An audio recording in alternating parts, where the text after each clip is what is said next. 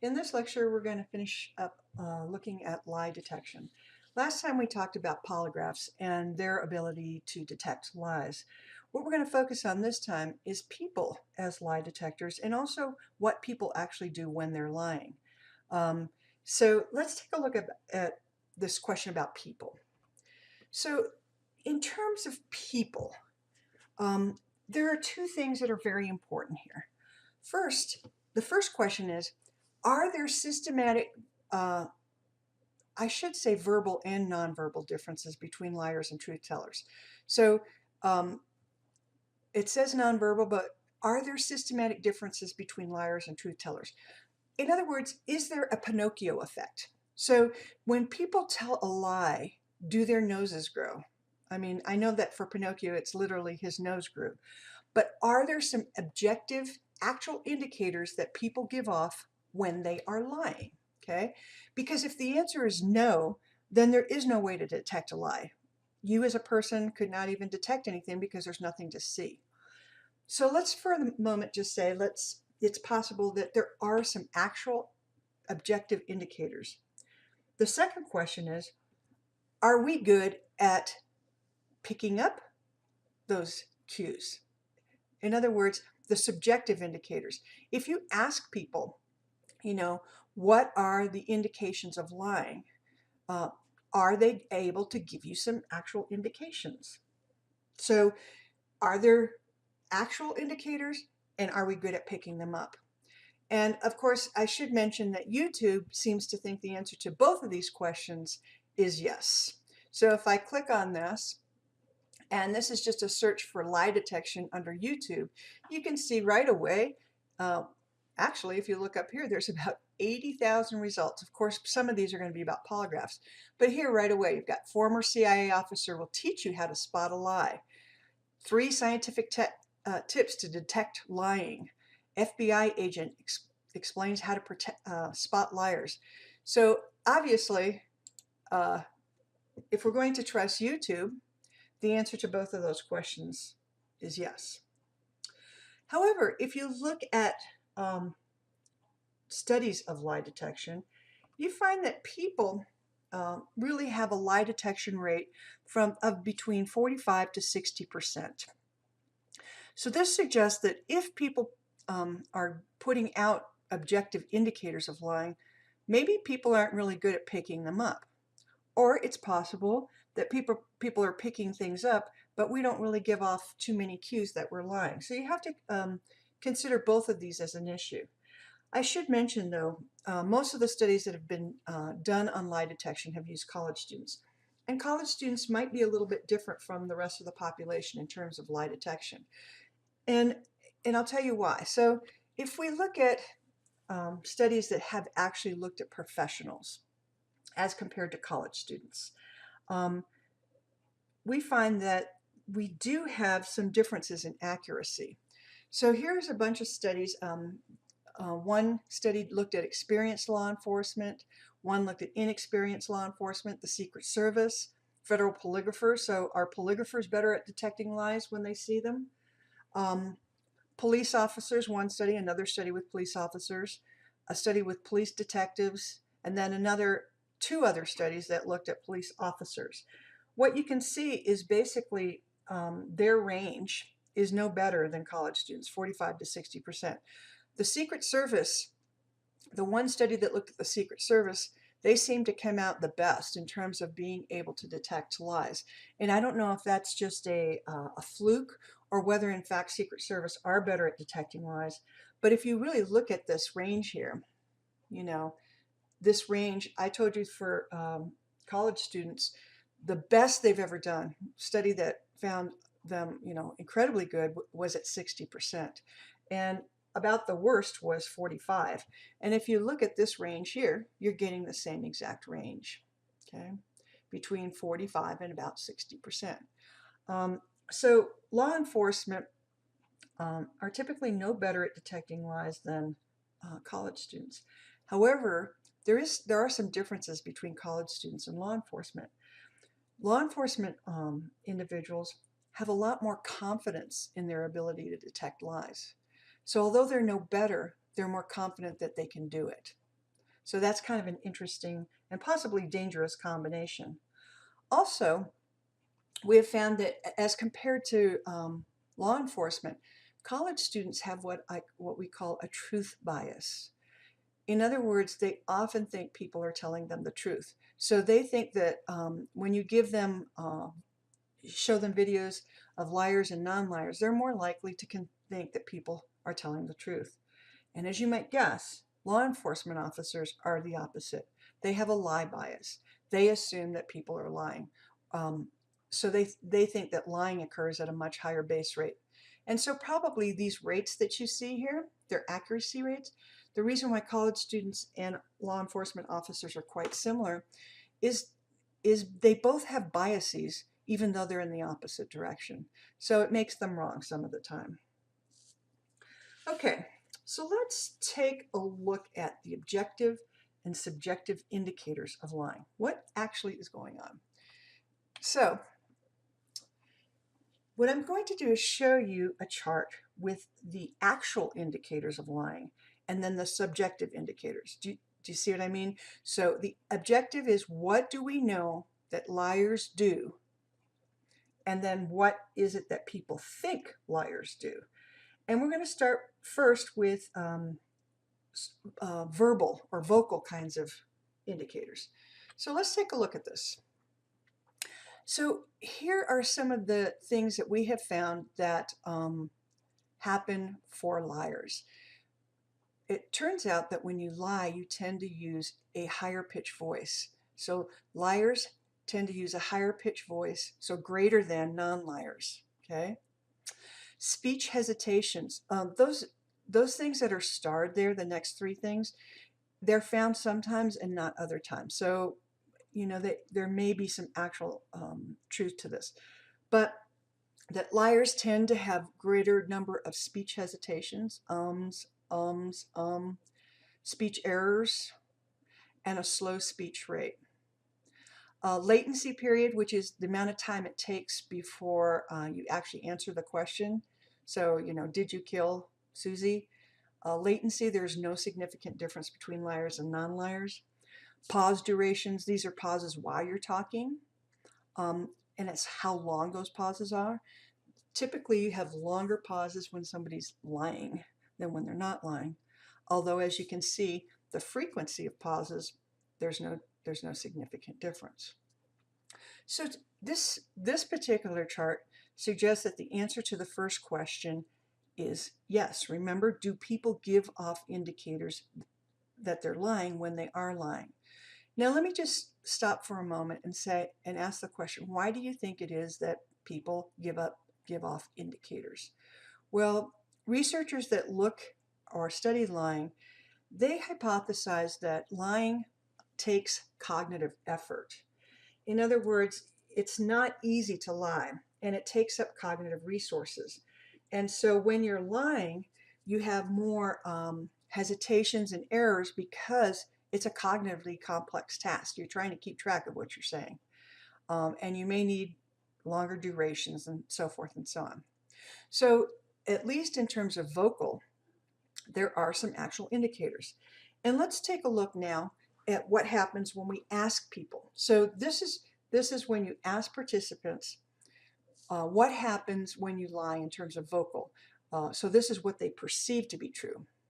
Here's the subjective right there. Okay, I think we can see that people think your voice gets higher, there's more hesitations, more speech errors, slower speech rate, more latency, which isn't true, pause durations, and frequency of pauses. You know, this particular chart suggests that people aren't bad at this, right? They got most of them right, and they're also in the right direction. So people are actually using the right kinds of cues, vocal cues, to detect liars from non-liars. So they've got it. We've got it. That's the first piece. Now let's take a look at the non-vocal. Here are non-vocal indicators of lying. Okay, averting gaze. There's no difference between liars and non-liars. Now, when your mother told you to look her in the eyes and she would be able to tell, and she was expecting that if you lied, you'd look away. In actuality, for typical liars and non-liars, there isn't gaze aversion. Now, you as a kid may have averted gaze because she convinced you that she could tell. So you knew that she'd find out. So you averted gaze and then gave yourself away, obviously. Smiling does not occur. Liars don't smile more. There are not more eye blinks. There are differences in gestures. Liars tend to gesture less than non-liars. Hand and finger movement. Liars tend to move their fingers less when they're lying. Leg and foot movement, again, less movement when you're lying. And trunk movement, no differences between liars and liars, non-liars. And position shifts, no difference between liars and non-liars. You know, shifting in your chair. A lot of people think if you move around, you're lying. So what are the subjective? So what do people think happens? So here's what people report. Now you see a completely different pattern here. People think that the non-vocal cues to lying are actually the opposite of what you should see. People think that they're looking for you to avert gaze, they're looking for you to smile, they're looking at you blinking a lot. They think you're going to move more when you actually move less. They think you're going to move your fingers more when you actually are going to move less. And they think you move your legs and feet, move your trunk, and have more position shifts. If you look at these cues, you find that people are actually horrid at detecting the non-vocal cues to lying. So they were really good at vocal and not so good at non-vocal. What this kind of research suggests, that if you're trying to figure out if somebody's lying to you, you'd be better off closing your eyes and paying absolutely no attention to what they're doing and to listen to how they're saying it. Because if you start looking for non-vocal cues to lying, you're actually going to make more mistakes because you're looking for the wrong cues. Now I find this very interesting because, let's go back to the internet. YouTube will tell you something different. Welcome back. Do you ever wonder if someone is lying to you? Well, there are some things that you can look for to find the truth. And we brought in a polygraph examiner to put 5 people to the test and show you how to be a human lie detector. Did you ever steal anything valued at more than $10, $25? No. Are you basically a dishonest person? Basically a dishonest person? This polygraph examiner and retired FBI agent doesn't need a machine to pinpoint a liar. The eyes are a window to the soul. You can see right through them. What do they expect from me? That's a good question. Take a close look at this guy's eyes. Before Jason answers, he looks up to the right. Looking up in the right means you're making up something. You're visually picturing something that's never happened, you know. That's a lie. Up to the left, you're remembering something. Only problem, it's the opposite for lefties, like Jason, so he's telling the truth. Shifty eyes could also indicate dishonesty. The moment they complete that lie, they look right back at me because they're trying to see whether I'm buying what they're selling. Bill Brown says all of the people we interviewed are basically honest. Look at how comfortably they sit in their chair. Liars may rub their neck, tap their fingers, look at their watch, all signs of nervousness. Or they'll position something between you and them, even if it's only a book or a coffee cup. When you see something like it, why is that? It's just getting a barrier or something between you and me. Someone telling a fib may lean back in their chair, sit to the side, and keep their arms crossed and hands tightly folded in their lap. Did you ever put any false information on any form? On any form? No. What about people who try to change the conversation? It makes almost everybody a little bit uncomfortable lie. So if they can say something else in a tangential way and get you to accept that, then they don't have to lie. And really listen to what they're saying and how they say it. If all the time you've been talking to them, they've been speaking in one voice, and then all at once they speak in this voice, pretty good indication. Pretty insightful, and Bill says liars will most likely do a combo of those things, so you have to look out for that. But there's also some things that they just cannot control at all, affected by the autonomic nervous system, and we put that list, if you want to check it out on our website, KOCO.com, if you're really... There you go. Those are the indicators of lying, and they're absolutely incorrect. But you see a lot of this. The only thing that he got right there was having to do with the voice. But the eyes are the window to the soul, actually not true. And as you saw, one of the things that he was suggesting that when people lie, they get nervous, and so they move more, when in actuality they move less. And again, the reason why people may move less is because it takes a lot of cognitive resources to lie.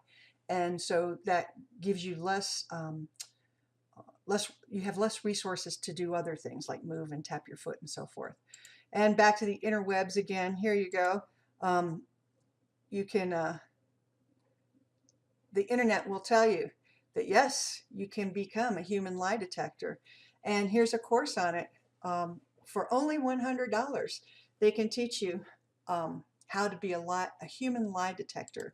Of course, you can actually get this course, a cheaper version of this course is on the website Udemy. I don't know if any of you have heard about Udemy, but Udemy is a place where you can take all different kinds of courses. And obviously this course is on Udemy, and they're having a Black Friday sale. I'm recording this right around Thanksgiving, and that $100 course is now only $10. So when you're watching this video, it might be back to $100, but for $10 you can learn how to detect lies. Okay, so what science tells us and the data tells us is not exactly what you're going to get when you go on the internet and ask those questions. Now, we've spent some time talking about lie detection. We talked about using polygraphs and people as lie detectors. But let me just end by telling you that there's sort of a new wave of stuff happening. And one of the things is brain fingerprinting. So the idea of brain fingerprinting is the idea that maybe your brain can tell us when you are lying. So much of the work that's being done with brain fingerprinting uses EEGs. So these are they're placed on your scalp, and they measure activity in the brain. And the one part of the brain that seems to be implicated is this specific spike. It's called the P300. And whenever you see a P300, it tends to be elicited when something is familiar and meaningful.